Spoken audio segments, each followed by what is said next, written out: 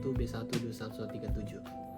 Kali ini saya akan menjelaskan materi tentang analisis pekerjaan, di mana analisis pekerjaan ini sangat perlu dibutuhkan dalam suatu perusahaan untuk mengelola sumber daya manusianya. Adapun pengertian analisis pekerjaan sendiri merupakan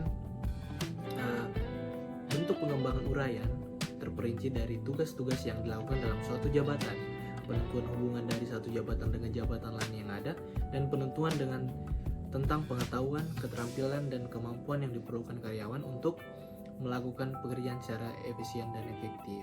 Jadi dapat disimpulkan bahwa analisis pekerjaan merupakan suatu prosedur untuk menentukan tanggung jawab dan persyaratan keterampilan yang dibutuhkan dari pekerjaan dan jenis orang yang dipekerjakan. Mungkin itu dari pengertiannya. Kita masuk ke dalam tujuan analisis pekerjaan, di mana tujuan analisis pekerjaan ini memudahkan atau menentukan di mana tujuan analisis pekerjaan adalah untuk menentukan kemampuan dan keahlian unik yang dibutuhkan di tiap posisi dalam perusahaan, mana disebut dengan analisis jabatan. Adapun tujuan analisis jabatan itu terbagi atas 4. Yang pertama dalam hal rekrutmen dan seleksi. Nah, di sini di dalam rekrutmen dan seleksi, tujuan analisis jabatan membuat menentukan posisi-posisi pada karyawan dalam apa yang bagian atau porsinya. Kemudian dalam hal menilai kinerja karyawan, dengan tujuan analisis jabatan ini kinerja karyawan dapat dilihat, dapat diketahui, sehingga memudahkan dalam hal menganalisis pekerjaan tersebut. Kemudian dalam hal yang ketiga, pelatihan dan pengembangan, di mana dalam training dan development ini tujuan analisis jabatan memudahkan dalam hal karyawan untuk melatih bagaimana dia harus menjadi karyawan yang bekerja secara efisien dan efektif. Kemudian dalam hal manajemen kompensasi atau manajemen compensation, ini dalam hal memudahkan sehingga informasi analisis pekerjaan memberikan pemahaman yang jelas tentang latar belakang bagi karyawannya. Kemudian dalam hal kita masuk dalam hal manfaat analisis pekerjaan. Dengan mempelajari manfaat analisis pekerjaan akan memberikan informasi tentang yang pertama, aktivitas pekerjaannya, bagaimana karyawan bekerja, bagaimana karyawan beraktivitas. Kemudian dalam hal standar pekerjaan, apa sih standar-standar yang harus dikerjakan bagi karyawan, apa sih bagaimana karyawan melakukan pekerjaan, pasti ada standarnya. Kemudian dalam hal konteks pekerjaan, bagaimana prosedur, bagaimana konteks pekerjaan yang harus dilakukan. Kemudian dalam hal persyaratan personalia, kemudian dalam hal perilaku manusia, baik itu dalam sikap ataupun karakter yang ada pada karyawan, atau yang biasa disebut dengan budaya yang harus diterapkan dalam suatu perusahaan. Kemudian dalam hal alat yang digunakan.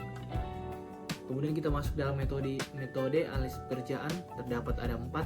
Yang pertama wawancara, di mana wawancara ini memberikan informasi data dari jabatan-jabatan yang ada pada sebuah perusahaan, di mana wawancara ini sangat baik diterapkan karena bersifat privasi kepada karyawan-karyawannya. Kemudian dalam hal kuesioner, di mana kuesioner ini sangat baik digunakan karena kuesioner ini dengan tata cara yang mudah dikerjakan, bahkan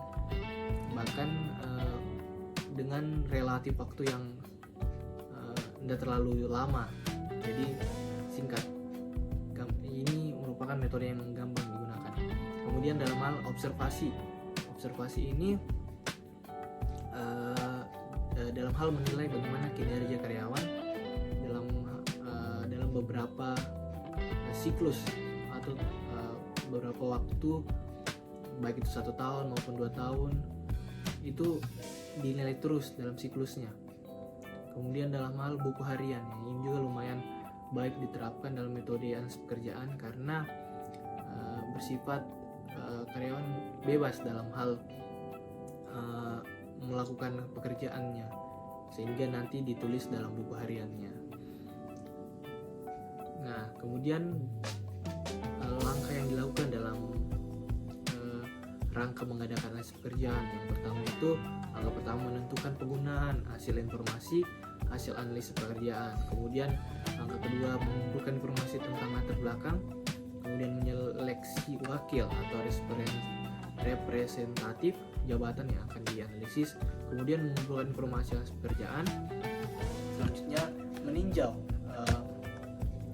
bagaimana informasi dengan pihak yang berkepentingan untuk memverifikasi informasi yang diperoleh.